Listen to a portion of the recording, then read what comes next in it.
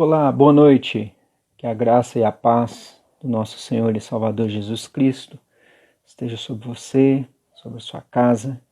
Muito bom estar aqui com você mais uma vez, mais uma live Café e Prosa, onde o nosso objetivo, eu sempre digo isso, é sempre trazer informação para você, sempre trazer assuntos relevantes para a sua casa, para a sua vida, né, e para a edificação também do povo de Deus. Nós sempre trago pessoas aqui de altíssimo gabarito, né? Eu sempre gosto de frisar isso. Pessoas que realmente fazem diferença, pessoas que têm para dar para a gente e contribuir com a gente, com o nosso crescimento. E hoje não é diferente, né? Hoje nós iremos falar um pouquinho sobre direito digital, esse universo chamado internet, também no campo do direito. Quais são os direitos e deveres de cada um de nós, também como igreja, como povo de Deus. E nós precisamos, sim, ter entendimento ou conhecer um pouco mais sobre esse direito de todos nós, para a gente ficar atento. E tem sido, graças a Deus, momentos muito edificantes, todas as nossas lives aqui, e eu tenho tido um feedback muito bom com todos aqueles que participam com a gente e depois vão assistir tanto aqui no Instagram quanto no Facebook. As pessoas têm falado e gostado bastante. E então essa é justamente a ideia, né, de você se informar, você crescer, você também participar conosco. Fique à vontade para você comentar aqui nos nossos comentários aí, fique à vontade. À medida do possível eu vou falando, eu vou dando um oi para quem aparece aqui, né? Já estou dando aqui um oi para o nosso convidado, já entrou, a Enide Muniz entrou também, a Silvânia, eu acho que a tia Silvânia que entrou, mãe do Euler, a Cléia, mãe do nosso convidado, né? Muito bem-vindos. E então vocês são os nossos convidados dessa noite para participar com a gente. E como eu estava dizendo, muita gente tem falado, né, me dado esse feedback com algo proveitoso e tudo, e teremos outras lives, né? A gente, pelo menos nesse primeiro período, nesse primeiro momento, né, a gente vai se encerrar, se eu não me engano, deixa eu olhar aqui, eu acho que a última live que a gente tem marcada é dia 6 de agosto, né? Então depois a gente tem um período, depois a gente volta com as lives para mais assunto, mais conteúdos e coisa para edificar a sua vida. Um abraço, Rodrigo, obrigado pela sua presença também, que Deus te abençoe muito, tá bom? Então vamos convidar o nosso convidado, né, para estar aqui com a gente, é o João Alexandre. Deixa eu convidá-lo aqui. Ele aceitando aqui para a gente entrar e já bater um papo. Doutor João Alexandre. Pastor Roberto César, é até difícil falar pastor. Não, Tudo mas bem? e é difícil falar doutor Alexandre, João Alexandre. Não, nada de doutor. Então, por favor, na mesma medida, então. João, obrigado, querido, por aceitar. Obrigado por estar aqui com a gente. Obrigado por participar dessa live. Né, a Ana Júlia acabou de entrar aqui. Ana Júlia, beijão para você, né? E é muito bom ter você aqui com a gente. E hoje eu estava pensando, cara, rapaz, eu tô ficando velho. Meus cabelos brancos estão condenando isso. Hoje eu estava pensando sobre você eu tô ficando tão velho que hoje a live é com você. Na segunda-feira vai ser com Carinha, que eu vi ele, não é que eu vi, né? Eu vi a mãe dele grávida. Então vai ser com Rafael Ferreira, filha da Fran e do Olinto, né? Sobre Superando Limites. E aí eu pensando no Rafa, pensando em você, falei, cara, eu vi esse povo tudo pequeno, meu, tudo menino. E hoje a gente está aqui conversando algo de adulto, né? Então isso fica meus cabelinhos brancos aí para contar isso. Mas é um prazer, querido, ter você. É um Muito, prazer estar aqui batendo papo com você. E antes de mais nada, eu queria que você começasse a dizer aí quem que é o João Alexandre Guimarães. Fala pra gente, doutor. muito obrigado. Na verdade, o prazer é todo meu participar de uma live dessa. Bom, eu sou João Alexandre, eu formei aqui na UFA em Direito, aqui em Uberlândia. Na UFA fui fazer intercâmbio, fiz a mobilidade internacional para a Universidade do Minho, onde eu fiz meu mestrado em Direito da União Europeia. E agora estou fazendo meu doutorado na Universidade de Coimbra, em Portugal. Agora com a pandemia a gente voltou para casa, né? Muito melhor estar em casa. E sempre desde a faculdade eu trabalhava com essa parte de direito da internet, direito eletrônico.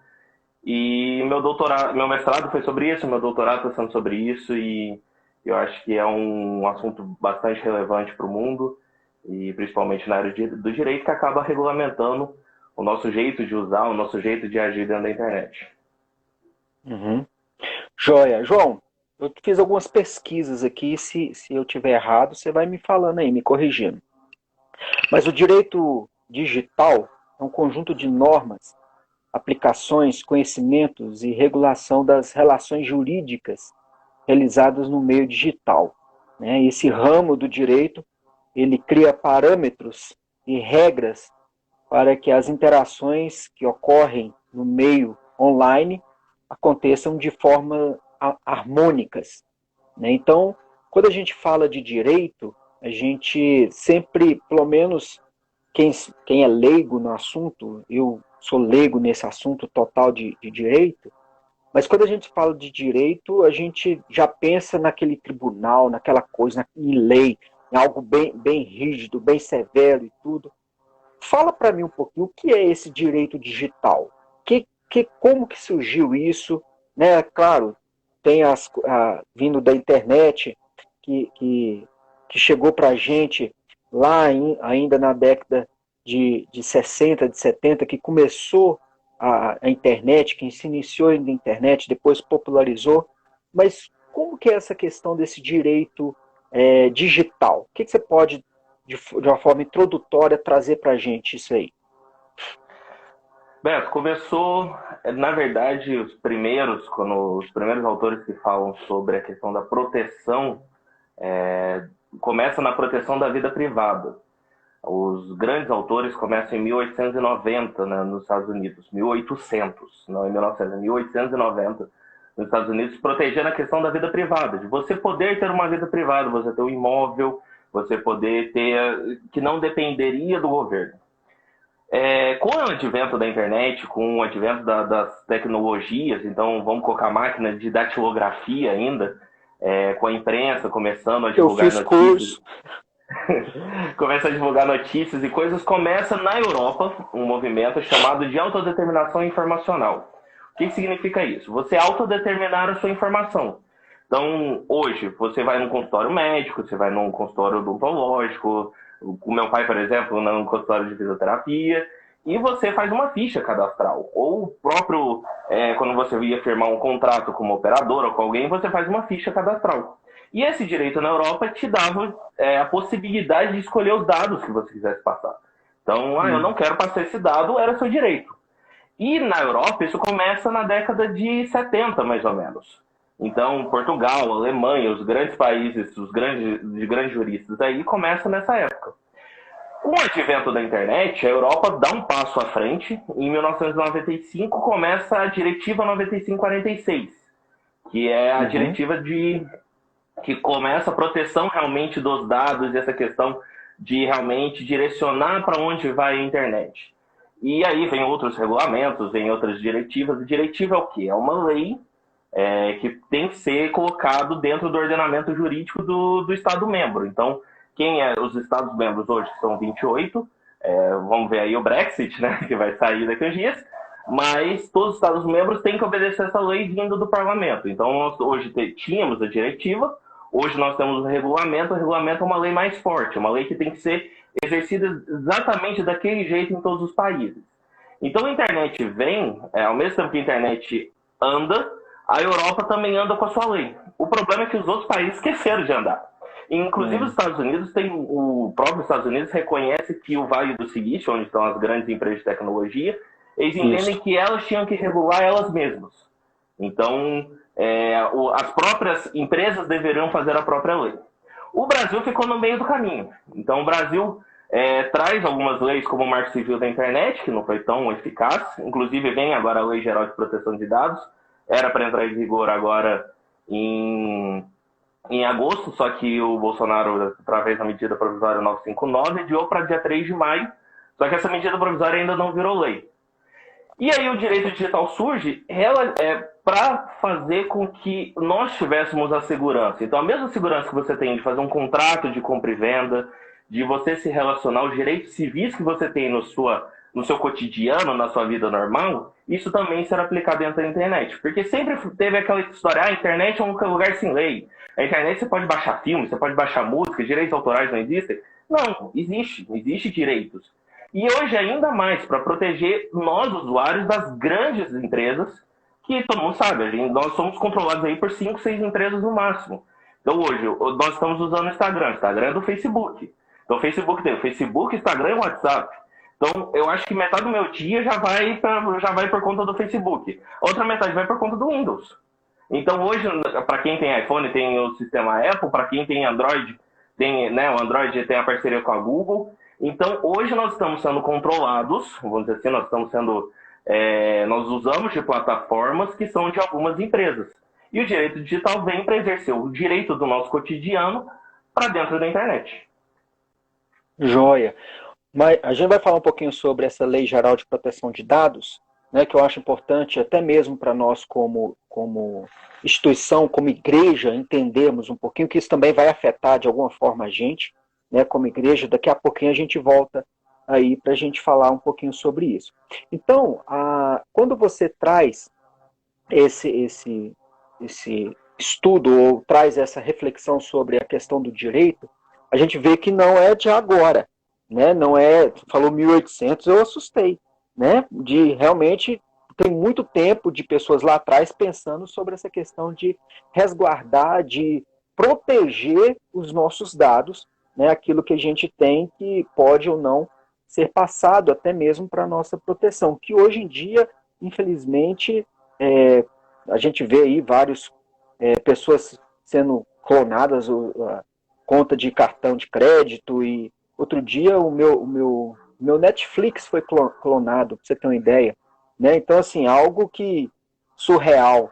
Então, isso é importante de nós entendermos, né, João, para a gente ficarmos atentos para não ficar aquém daquilo, sem saber o que fazer, e saber que nós temos direitos e também temos deveres dentro da internet. Não é simplesmente a gente abrir um conteúdo aqui e, como você disse, né, direitos autorais, baixar um filme, baixar uma música, sem saber de realmente como que é. Né? Porque a palavra de Deus nos fala para a gente proceder bem em o tempo, em todas as áreas. Né? Então isso também para a gente é muito importante como cristãos, da gente saber como que funciona esse direito na internet. Então, eu só queria voltar um pouquinho, João, sobre a questão da própria internet, né, que ela passou a existir. Eu gosto muito de história. E eu fui pesquisar a história da internet, né? E eu vi que a internet ela surgiu na Guerra Fria entre 1960 e 70, e a primeira transmissão de dados, né, de um computador para outro, foi em 1969, onde, numa faculdade, se mandou para outro lugar nos Estados Unidos, chega de 600 quilômetros de distância, a palavra login só chegou na ponta, só a palavra low. Né? E a partir daí foi desenvolvendo a internet. E hoje em dia, João, todos nós, não vou falar generalizar, mas a maioria das pessoas hoje estão conectadas. Né? A internet virou algo assim fácil, literalmente na mão. Né? Eu lembro que a internet antes, eu vou falar antigamente, Não é né? com a tua idade. Antigamente, quando a internet chegou, ainda era aquela internet de escada, que a gente ficava esperando meia-noite. Eu usei pra pagar um pulso só. Meu pai Isso, brigava comigo pra eu usar dependendo do horário, tinha que ir o horário mais exato, barato. Ninguém podia exatamente. ligar em casa porque o telefone ficava mudo. Exato. Então você também é dessa época, tá Eu vendo? peguei, não, eu Eu peguei não o sou finalzinho. eu não sou tão velho assim. Mas isso a gente está falando lá de meados de 95, né? Que começou tudo isso a expandir a internet de fato e verdade. Só que hoje as pessoas, de novo, elas não têm o entendimento do que é o seu direito e o seu dever dentro da internet. Né? As pessoas simplesmente usam e pronto. E não acha ruim que às vezes a conexão está ruim. Mas como que essa geração, e aí sim eu posso colocar a sua geração, que é uma geração após a minha, né? Como que essa geração tem lidado, ou você tem observado que essa geração tem se preocupado com essa questão de direitos dentro da internet, de saber realmente como funciona a internet? Beto, eu acho que ninguém, na verdade, presta atenção, porque acho que pode contar nos dedos quantas pessoas leem o famoso termo de uso. Que Uhum. é, na verdade, como funciona. Quando você vai. Normalmente você clica lá, eu concordo, pronto, acabou, e vambora. E você não faz essa leitura. O termo de uso é o contrato. Então eu falo o seguinte: você vai vender uma casa, você vai comprar um carro, você tem um contrato. Normalmente você lê esse contrato para você assinar. E na internet não existe isso. As pessoas simplesmente nem passam os olhos. E hoje, acho que com a facilidade da informação, ficou cada vez mais é, as pessoas não estão dando a real importância. Então, como você falou, a gente custava conectar. Eu brinco assim, para quem usou, por exemplo, LimeWare, Emule para baixar coisa, Nossa.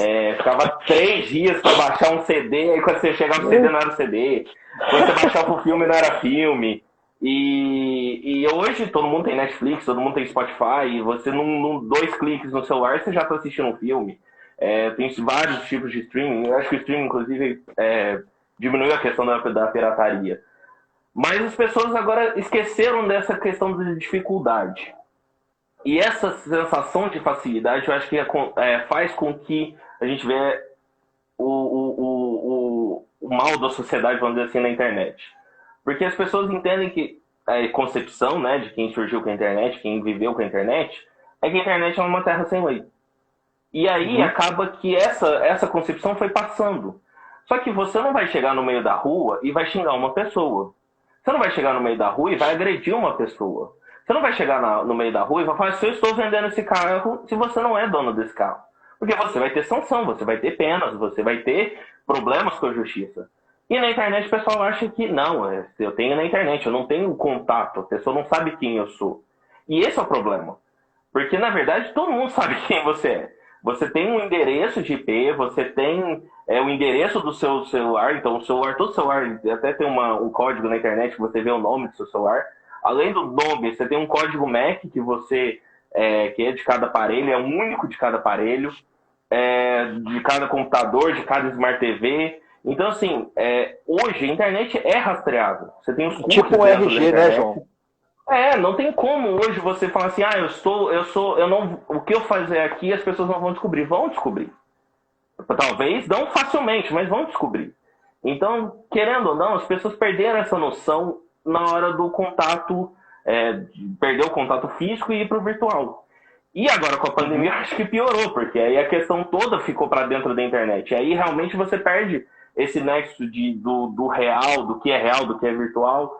E o direito vem para exercer o que nós temos de proteção no mundo real para dentro do virtual. Isso inclui Uhum. agora, por exemplo, questões de smart cities, a questão de os carros estão cada vez mais tecnológicos, existe câmera com reconhecimento facial, agora existe, né, as fake news, o pessoal que faz outros rostos, outros vídeos com rostos diferentes. Então, assim, existe hoje vários artifícios que o virtual está ficando cada vez mais virtual. Mas sempre tem alguém por trás disso. E isso que as pessoas estão esquecendo. E aí o direito vem para lembrar: olha, você tem responsabilidades, você tem deveres, e vai ser aplicado. O que você tem na vida real vai ser aplicado dentro da internet. Uhum. É, porque, igual você falou, as pessoas pensam que é uma terra sem lei, né? Na verdade não é assim, a gente tem que ter cuidado. Eu queria, João, a gente voltar um pouquinho naquilo que você falou, que foi até algo que eu fiquei surpreso quando você disse, né? Um pouco antes da gente entrar na live aqui, a gente estava conversando, sobre essa questão da Lei Geral de Proteção de Dados. Que é isso? Que é essa lei? Que isso significa? O que isso nos atinge como pessoa física e mais ainda como igreja? Né?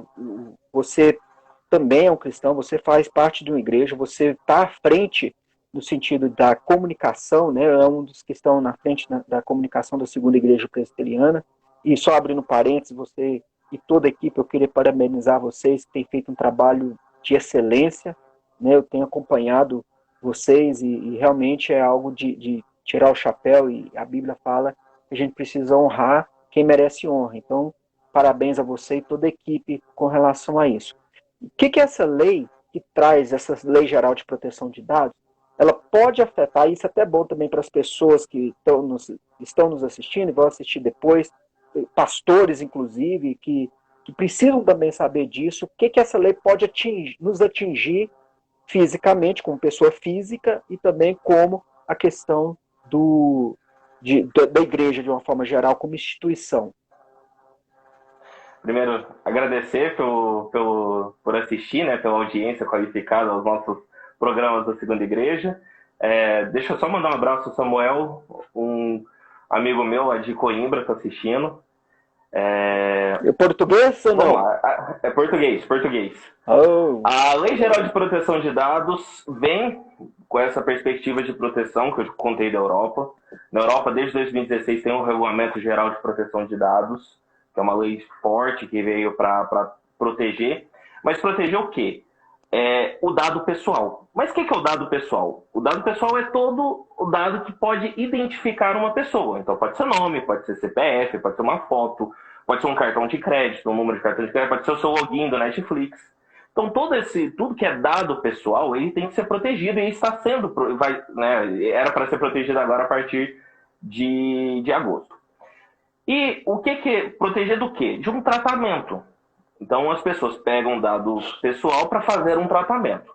Vou dar um exemplo muito que saiu em todos os lugares, que foi o Cambridge Analytica.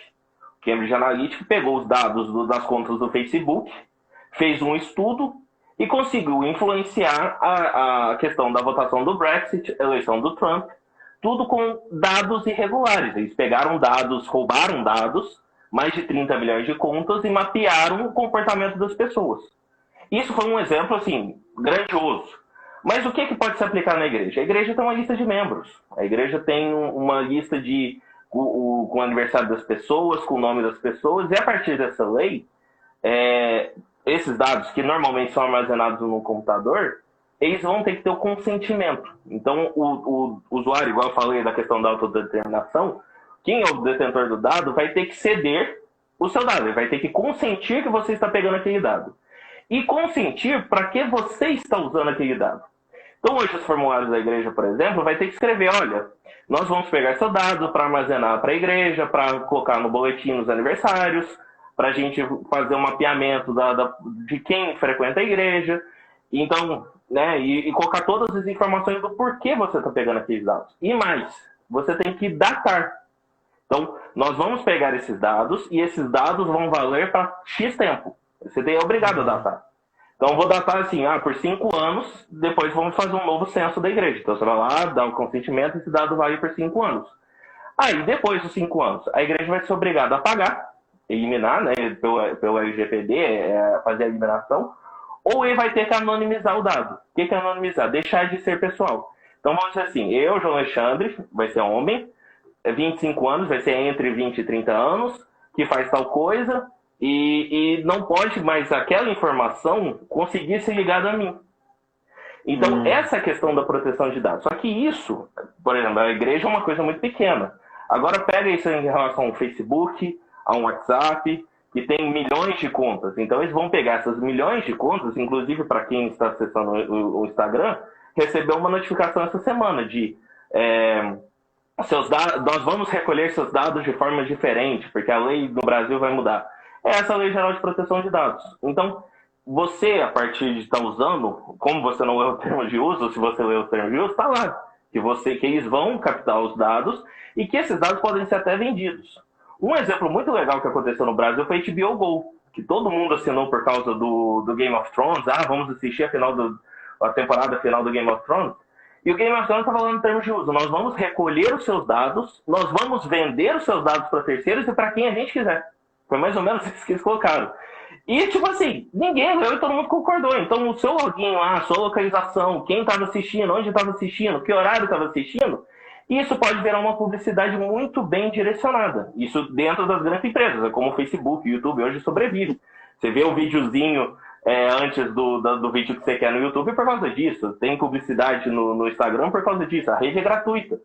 E aí vem essa questão da proteção de dados e a nova discussão hoje, não tem dano para mim, o meu dado ser pego pelo Instagram. Mas o Instagram tá ganhando dinheiro em cima de mim. O Facebook tá ganhando dinheiro em cima de mim. O Google tá ganhando dinheiro em cima de mim. Então eles estão fazendo um enriquecimento ilícito. Então por que hoje a Amazon, Google, o Facebook e a Apple são as empresas que mais valem no mundo? É empresas de tecnologia. E uma das pontas que eles vendem é a questão dos dados. E a lei de proteção de dados vem para nos proteger disso. Talvez agora um pouco tardio, ou alguns estão falando que tem uma proteção exagerada, para os Estados Unidos é uma proteção exagerada, mas é uma questão que hoje, se as grandes empresas de tecnologia estão nos Estados Unidos, é lógico que elas vão falar que isso é exagerado, né? Mas a questão se uma empresa não pode chegar e bater na sua porta, ou não pode te entregar, você pode pedir para não entregar uma correspondência. Se a gente enche o saco do pessoal em São Paulo, dos call centers, ligar para a gente, e a gente pode pedir para tirar, por que não pode fazer isso também dentro da internet, entendeu? Então acaba que nós estamos utilizando de serviços gratuitos, que não são gratuitos, que estão ficando muito ricos e muito bem ricos, e usando os nossos dados. Então a proteção de dados vem para, olha, eu quero excluir minha conta do Facebook. O Facebook vai ter que eliminar todos os meus dados. Agora é lei, vai ser lei. Então a igreja também vai ter que ter esse papel. Então, olha, saiu um membro. Olha, por favor, eu quero que excluam todos os meus dados. Você vai ter que ir lá pegar a ficha cadastral e apertar delete. Ah, mas a gente não pode apertar delete porque tem informações. Ah, então anonimiza. Porque o nomezinho, CPF, qualquer coisa que tiver que pode ligar uma pessoa, ela tem que ser apagada. Então vai virar um homem com tal faixa etária que vinha nos cultos tal. Pronto. Então é isso que se aplica hoje à Lei Geral de Proteção de Dados. Isso a gente tem que ficar atento a isso, né, João? Só deixando aberto aqui para as pessoas, quem quiser fazer alguma pergunta para a gente, né, tem aí a última vez que D2 entrou, não sabia quem era, depois ele falou e eu não citei o nome dele, D2, a Luciana, o Aldo, que é o meu primo, e outras pessoas estão entrando aí. Acho que minha tia está assistindo aí. Minha tia mandou oi. Tia falou, falou oi, né? Então, João, se você tiver alguma pergunta, pode mandar aí pra gente que a gente vai tentar responder para você. A gente não, o João vai tentar responder para você aí nessa área do direito digital. Então, João, nós precisamos, aí eu quero trazer para nós como igreja, como instituição, a gente tem que também ficar atento a isso. Né? Eu sempre falo, a igreja ela não é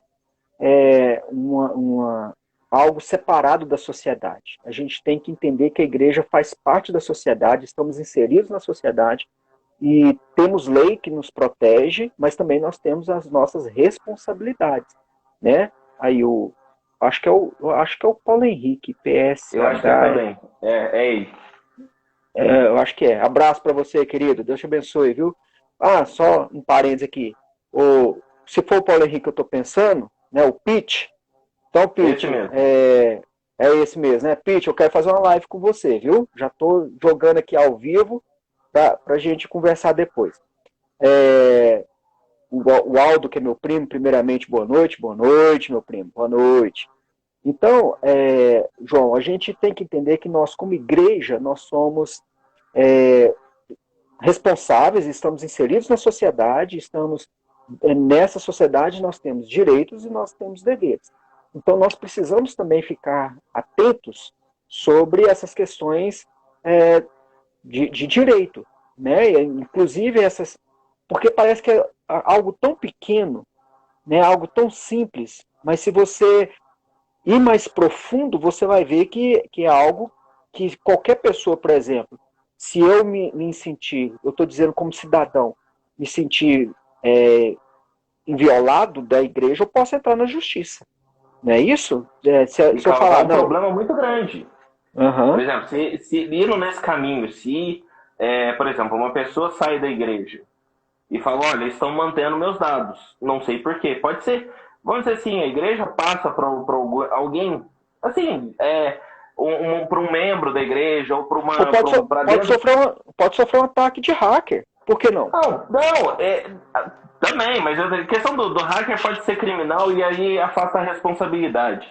Mas, por exemplo, eu passar a lista da igreja para a SAF, porque a SAF vai fazer um evento e mandar e-mail para todo mundo. Se eu não sou mais membro da igreja e recebo esse e-mail, significa que a igreja tem meu dado. E aí eu posso sentir que eu fui inviolado porque eu saí da igreja. Uhum. Então, isso pode acontecer, isso não é difícil, e pode trazer uma sanção, claro, não é todo mundo vai fazer isso, mas pode existir pessoas que queiram fazer isso, queiram reclamar e trazer problemas judiciais. E tem outros pontos dentro da internet. Hoje as igrejas, por exemplo, agora, né, por causa da pandemia, todas foram para dentro do YouTube. O YouTube tem um filtro. Tem um filtro de informações e de direitos autorais. É uma parte muito importante. E toda igreja usa música. Então as igrejas hoje, por exemplo, não podem monetizar, a maioria não pode monetizar seus vídeos porque eles utilizam de músicas de outros autores. Então eles não podem desafiar porque o direito autoral é de quem criou a música, não é da igreja.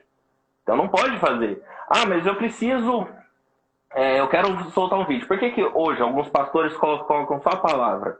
Para evitar essa questão dos direitos autorais. Então você evita os direitos autorais, você entra numa plataforma que dá músicas gratuitas, né, sem direitos autorais, que podem te fornecer. O próprio YouTube tem uma página específica de músicas sem direitos autorais, que você não precisa pagar por elas e que você pode utilizar à vontade. E aí você coloca... Obrigado, pai, te amo. E aí Obrigado, você Edson. coloca Te amo. E aí você coloca essas músicas e não tem problema com os direitos autorais. E outros, por exemplo, questão de colocar imagem de criança. A imagem de criança não pode ser colocada no YouTube. Você tem que ter autorização dos pais, escrito. E aí, mas a salinha das crianças... Gente, não pode. Então, existem algumas regras, algumas coisas que, como foi muito acelerada essa ida da igreja para dentro da internet, acaba que as pessoas, na sua inocência, não sabem de algumas regras que podem trazer prejuízos. E aí cabe aos líderes entenderem um pouco mais como é que funciona a plataforma. Não estou pedindo para entender como é que é a história da internet, como é que são as leis, tudo que se Uhum. aplica. Mas como é que funciona aquela plataforma? Como é que funciona o Facebook? Como é que funciona o Instagram? Quais são os termos de uso? Quais são as regras que são usadas no YouTube? Isso é importante, como você disse. Nós não estamos num mundo à parte. E obrigado, tia. Te amo também. Márcia, beijo, saudade. O João, tá aqui uma pergunta do Aldo.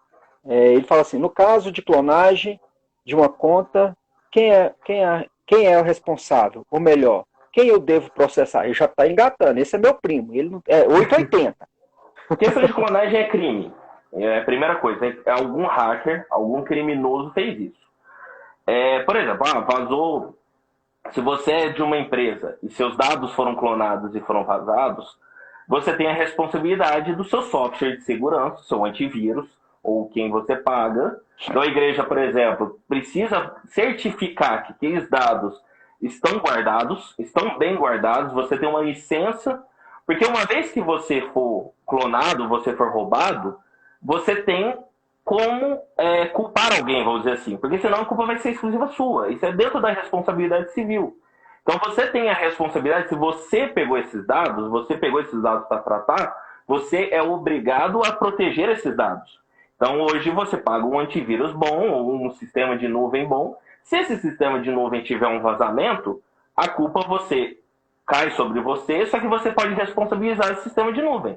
Então eu pago o Google, pago o Microsoft, o OneDrive, o Drive ou qualquer empresa, né, que faz esse sistema de segurança, e você coloca judicialmente, caso aconteça, você pode chamar a responsabilidade para cima da empresa. Então, isso te protege. Isso é uma coisa que as pessoas que utilizam, e quem vai fazer o tratamento de dados como as igrejas, tem que saber, tem que entender que isso vai ser uma responsabilidade. E essa responsabilidade pode causar problemas judiciais. Agora, para a pessoa física, é polícia. Você denunciar para a polícia que você foi clonado, que você teve um dado, por exemplo, igual sua conta do Netflix, a Netflix mesmo conserta. Dado que Foi, a Netflix assume a responsabilidade. Foi uma ligação só, já resolveu todo o meu problema. Então, eles assumiram a responsabilidade. Não então, precisei exemplo, acionar você. A Netshoes, por exemplo, teve um vazamento muito grande de cartão. Uns anos atrás, vazou cartão de crédito, um punhado de coisa. Se o seu dado foi um desses vazados, compraram no seu cartão, você tem que denunciar a polícia. E aí você pode responsabilizar quem teve o vazamento, que é a Netshoes. Agora imagine isso acontecer com uma igreja, entendeu? É uma proporção que a gente imagina dentro das grandes empresas, dentro dos grandes mercados da internet, mas você não pensa para dentro do se acontecer conosco. E eu acho que é isso que a igreja tem que entender. Exato. O que eu sempre falo, a igreja, hoje em dia, ela não pode ficar alheia a essas coisas. Né? Mesmo que, como você colocou muito bem, eu não preciso entender o que é internet, eu não preciso saber inteirar 100% de tecnologia, não é nada disso. Uma coisa é uma coisa, né? Mas entender que a gente tem direitos e tem deveres, isso nós, como igrejas, precisamos o mais rápido possível ficar atentos, principalmente agora. Eu conversando nessas lives mesmo, que o assunto veio primeiro com o reverendo Ricardo Mota, né, que é a mídia, essa mídia digital, ela veio para ficar.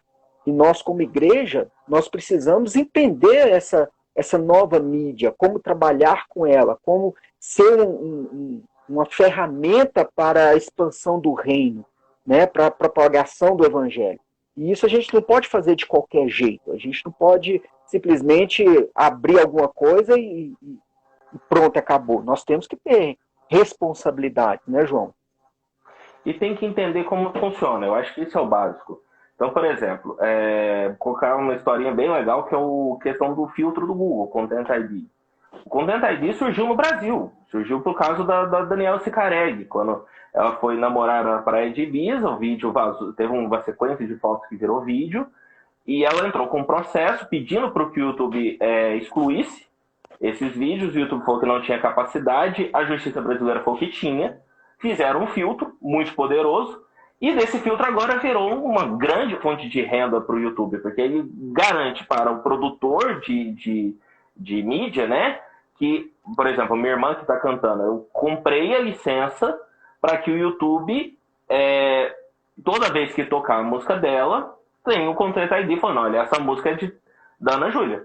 Então, os cantores, Gabriel Rocha, todo mundo, você coloca a música lá no finalzinho você vai ver música tal, ano tal, empresa tal, direitos autorais para tal pessoa. Então, isso, o Content ID, por exemplo, é uma coisa que envolve diretamente com a igreja, envolve diretamente com as músicas que a gente canta no louvor, com uma musiquinha que você coloca para as crianças na salinha. Então, tem o Content ID. Ah, mas eu posso colocar meu vídeo? Pode, mas você tem que saber que você não vai poder monetizar ele. A igreja não pode ganhar dinheiro às custas de uma música de alguém. E aí, então eu vou colocar só a minha palavra. Pode colocar sua palavra, mas você tem que também entender que a sua palavra também pode trazer responsabilidade, porque você está lidando com milhões de pessoas, né, dentro de uma rede social, que é o YouTube, que sobem vários vídeos e que várias pessoas podem assistir. Qualquer pessoa pode assistir seu vídeo. E se uma pessoa estiver incomodada com o que você falou, se você falou alguma coisa contra alguém ou algum gênero, vamos dizer assim, pode trazer prejuízo para a igreja. Então, a questão de você ir para a internet é você saber que você está expondo. Antigamente, as pessoas se expunham na TV, né? Todo mundo queria aparecer na TV. Hoje todo mundo quer ir para o YouTube. Hoje todo mundo está no YouTube. Então, você falar alguma coisa, você também tem a responsabilidade em cima do que você está falando. Inclusive virou profissão, né? Se você pergunta para os meninos... O que você quer ser? YouTuber. Dá um desespero na gente. Ganha muito dinheiro, viu? Ganha muito dinheiro. Dá um desespero pra gente. Pra quem... Eu comecei assistindo YouTube em 2005, 2006, pra ver que, por exemplo, criadores de conteúdo de 2010, 2011, quando o YouTube era mato, vamos brincar assim, hoje, as pessoas estão no Netflix, as pessoas estão na Globo. Então, quer dizer, o YouTube hoje virou uma plataforma de alavancar. Então, hoje, uma menina lança um cover, no dia seguinte ela está sendo contratada por uma Sony, para a Universal, para a MK, na questão gospel. Então, hoje, o YouTube virou uma alavanca. E, ao mesmo tempo que virou uma alavanca, virou uma fonte de renda gigantesca para o Google. O Google investiu, comprou o YouTube por causa disso. Então, as pessoas têm que entender que você entrando numa plataforma, eles estão interessados no dinheiro. É isso, eles estão ali por causa do dinheiro. E eles vão fazer de tudo para ganhar dinheiro, inclusive te responsabilizar por coisas que talvez você nem sabia que está fazendo de errado. Nossa, o papo aqui tá bom, tô gostando. Então, João, como que nós. E papo bom passa rápido, cara. Tô vendo aqui, Passa rápido. tem um cronômetrozinho aqui na minha frente, aqui, eu tô vendo. Cara, tem muita coisa que eu quero falar com você e eu acho que não vai dar tempo, a gente tem que marcar outra coisa. Eu queria falar um pouquinho também sobre a questão do custa sair aqui, Marco Civil da Internet, né, que é uma legislação que inovou diversos aspectos da regulamentação das atividades dessas empresas relacionadas no ambiente digital. A gente já está falando um pouquinho sobre isso. O que é esse marco que veio, que pouquíssimo tempo agora, que está ainda em discussão muita coisa aí, questão de fake news, o que é fake news, o que não é fake news, o que pode, o que não pode, questão como que fala? A palavra sumiu aqui, livre expressão, né, que a gente pode ou não, e eu vejo que isso também, de alguma forma, pode respingar em nós, né, algum tipo de censura, né, de, não pode isso, pode aquilo. Isso também a gente tem que ficar muito atento, né, se alguma coisa falar de censurar na questão, é lógico que nós, pela Constituição, nós temos a garantia do nosso livre culto, né, então isso é garantido em lei, mas a gente vê que muitas vezes a Constituição ela não é colocada, ou ela não é colocada, não é cumprida, melhor dizendo. Então, o que esse marco da internet tem para a gente, ou traz para a gente? Qual a regulamentação dela para nós na prática, João? O Marco Civil da Internet, acho que graças aos movimentos que acontecem no Brasil, ele vai acabar. Ele já começou errado, vamos dizer assim. O Marco Civil da Internet veio para regulamentar a internet. Só que eles regulamentaram de um jeito fraco, frágil. Então vem agora a Lei Geral de Proteção de Dados exatamente para substituir o Marco Civil da Internet. Porque o Marco Civil da Internet deixou lacunas, igual você falou. Só que essas lacunas normalmente são direitos constitucionais. Tudo que você citou aí, direito de expressão, o direito de você poder opinar, tudo isso está dentro da Constituição. O artigo 5º, para quem tem interesse, não precisa da Constituição inteira não, é só o artigo 5º, tá lá, são direitos fundamentais.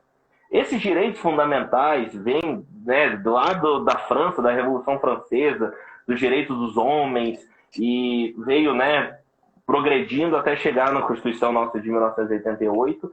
Então tem aí todos os direitos fundamentais, inclusive só um parênteses aqui. Tá vendo esse aqui verdinho aqui, ó? Esse livro verdinho aqui? Sim. Que eu tô apontando com a caneta? Essa aqui é a Constituição, tá vendo? A Constituição Federal é uma coisa que, assim, eu brinco que tinha que ser ensinado na escola. Porque é uma coisa que todo brasileiro tinha que conhecer. Todo brasileiro tinha que saber quais são os seus direitos, o que são os seus deveres, o que o governo é obrigado a te proporcionar. Se as pessoas soubessem, não teria, por exemplo, não teria venda de votos, não teria muita coisa que o pessoal promete que já é direito fundamental, já é obrigação do governo. E aí você vem com o Marco Civil para tentar aplicar esses direitos fundamentais dentro da internet. E traçar alguns pontos muito importantes, como a neutralidade da rede. Então, a rede não pode ser vigiada. Tem algumas coisas, alguns pontos do Marco Civil que foram importantes. Só que o Marco Civil é fraco. Ele não trouxe uma proteção por completo. Então, vem agora a Lei Geral de Proteção de Dados para trazer esse upgrade, para trazer muito inspirado na Europa, para vir realmente e te proteger. Proteger de tudo. Então, por exemplo, para fazer um profiling, que é a questão de fazer pegar vários dados de várias pessoas e fazer um perfil. Começou a trazer outros, a questão dos dados da saúde, por exemplo. Então, agora com a telemedicina. Então começou o Marco Civil foi uma lei muito importante e deu start nessa questão da discussão. E aí vem a questão da Lei Geral de Proteção de Dados. Em relação à nossa questão da liberdade de censura, eu acredito que não vai existir por muito tempo, principalmente no Brasil. Mesmo falando que o Estado é laico, o Brasil, querendo ou não, as pessoas são cristãs. A maioria da população é cristã. Então, é muito difícil, eu vi isso na Europa, né, quando eu morei lá em Portugal. Não, mesmo a Europa sendo vários países laicos e realmente exercendo essa questão do direito civil e diferenciando a igreja do poder político, não houve censura e não há censura. Só que as pessoas confundem censura com atos errados que elas praticam na internet. Então, pastores hoje se autoproclamam censurados ou se autoproclamam, porque rede tal está me boicotando. Não, rede tal não está te boicotando. O Facebook e o Twitter, agora por causa das fake news, né, e principalmente por causa do Covid, eles fizeram um algoritmo de inteligência artificial que sempre que houver alguma informação incorreta ou que pode trazer uma informação falsa, principalmente relacionada à saúde, ela vai ser deletada. Então, se o pastor falar, tal remédio funciona, isso é falso, vai ser deletado. Isso não é censura. Isso é uma prática. E outra coisa, você está publicando isso em redes sociais privadas. Tem dono. Mark Zuckerberg é dono do Facebook. O Google tem seus donos, você tem uma prática interna. Então, é igual você entrar numa empresa. Empresa, se você é obrigado a trabalhar com uniforme, se você não trabalhar com aquele uniforme, você vai ter uma pena. Você pode ser até demitido. O Facebook é a mesma coisa. Você pode publicar até onde eles deixam. Não é questão, liberdade. Não, não existe liberdade. Assim, é uma falsa sensação de liberdade. Uhum. E esse é um outro problema que está tendo hoje, é a tal da cultura do cancelamento. Então, se você fala algo errado na internet, você pratica alguma coisa errada na internet, a internet vai contra você. E aí virou um senso de justiça das pessoas que esquecem que existe uma lei para te proteger, que existe um ordenamento jurídico, e não, nós vamos cancelar. Então o pessoal chega, fulano de tal fez tal coisa. Começa a comentar no Facebook dele, nas fotos, isso aqui, até a pessoa chega e saiu da internet. Então essa cultura do cancelamento hoje, que está na moda, também acaba sendo uma censura, mas uma censura dos próprios usuários. E foi um senso que veio por causa dessa falta de impunidade que estava acontecendo. Então, na verdade, a questão da censura é uma coisa muito complicada. A liberdade de expressão tem liberdade para os jornalistas, tem um punhado de direitos fundamentais. Acho importante as pessoas entenderem o que está escrito no artigo 5º e aí praticar essas coisas dentro da internet. E saber, olha, a internet existe regras. Nem sempre você está sendo censurado. Talvez você só cometeu alguma coisa que você não sabia que era errado. Por isso é importante ler, né? E principalmente o termo de adesão lá, a gente precisa... O termo de uso é importante. De uso, inclusive teve uma vez que um jogo... teve um jogo que nos termos de uso colocou um prêmio em dinheiro para quem lesse, era mandar e-mail, cairia tanto dinheiro na sua conta. 5 pessoas só leram e requisitaram o prêmio. De mais de 1 milhão de jogadores. Então, assim, são histórias reais que tem na internet para mostrar que as pessoas não leem os termos de uso e não sabem o que elas estão utilizando. Por isso que é importante, João, eu quis fazer essa live com você, justamente para trazer isso para nós, esse entendimento, o quão é importante de coisas que a gente acha que é casual, que não tem nada a ver e tal, mas o tanto que é importante nós também estarmos conectados nessas pequenas, entre aspas aqui, pequenas coisas, né? A gente tá atento a isso. João, acabou o tempo, cara, não tem jeito, a gente precisa marcar outra live pra gente continuar batendo papo. Não tem problema, no seu próximo ciclo aí de lives a gente marca uma segunda. E eu queria deixar um tempinho para você fazer as suas considerações finais dentro desse assunto, o que você quiser falar aí. Você fica à vontade, querido. Eu queria primeiro agradecer a oportunidade, o espaço. Eu acho que é muito importante usuários de internet, pessoas que estão usando a internet, saberem o que estão usando. Eu acho que, ao mesmo tempo, você lê, você faz as coisas para a sua profissão, você entende a sua profissão, você entende o seu dia a dia, você também tem que entender o que está acontecendo dentro da internet. E se informar. Eu acho que essa é a parte principal. E não se informar, eu vou pesquisar no Google. O Google tem muito blog alternativo, tem muita coisa. As pessoas escrevem hoje o que elas querem. Vai nos termos de uso, vai ler um artigo científico, talvez. Não precisa ler 200, igual eu tô lendo para minha tese de doutorado. Não precisa saber ser um expert. Mas você entendeu como é que funciona o Facebook. Tem sites de tecnologia que ensinam essas coisas. Como é que funciona, por que é o algoritmo X, o que são essas mudanças dos termos de uso. E é muito interessante, as pessoas que querem entender mais, recomendo. Tem a Lei Geral de Proteção de Dados, tem o artigo 5º da Constituição. São coisas importantes que envolvem o nosso dia a dia e que talvez seja muito útil para as pessoas aprenderem e evitarem futuros problemas pessoais da sua empresa, do que você for mexer no seu cotidiano, porque a internet não é uma terra sem lei, é uma terra com muita lei, com responsabilidades e que pode trazer dores de cabeça, assim, inimagináveis por causa de talvez uma bobeirinha que você não sabia, uma coisa, um detalhe que pode trazer um prejuízo muito grande por questão de 15, 20 minutos de leitura. Isso. João, mais uma vez, obrigado, querido. Obrigado a você. Eu vou te cobrar aquilo que você me prometeu antes da live. Pode deixar. Tá? Que Deus te abençoe muito. Um beijão na sua família. Né? Um beijão. Você sabe que você é muito querido da minha família. A sua família é muito querida da minha família. Né? A gente tem um contato bem próximo. Né? E pedir a Deus que Deus continue te abençoando, te guardando. Você continue nessa direção do Senhor.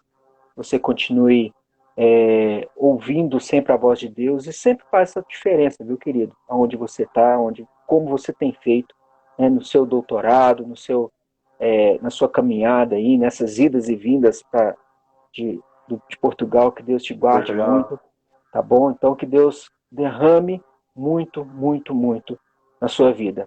Obrigado a todo mundo que nos acompanhou. Pete, eu vou entrar em contato com você para te cobrar, para a gente marcar aqui uma live. Tá bom? Eu já quero convidar também as pessoas para segunda-feira, às 20 horas. Teremos também uma live especial. Todas elas estão sendo especiais, mas com uma figurinha que vocês vão gostar demais. Né? Que a gente vai falar com o Rafael Ferreira. A gente vai falar sobre superando os limites. Né? Que o Rafael ele tem uma história muito linda. Ele é filho da Franciele e do Olinto. Vai ser bem legal, bem joia essa live também. Joãozão, mais uma vez, querido, beijão no seu coração. Que Deus te abençoe e te guarde. Até a próxima, em nome de Jesus. Falou? Obrigado. Até a próxima. Fica com Deus.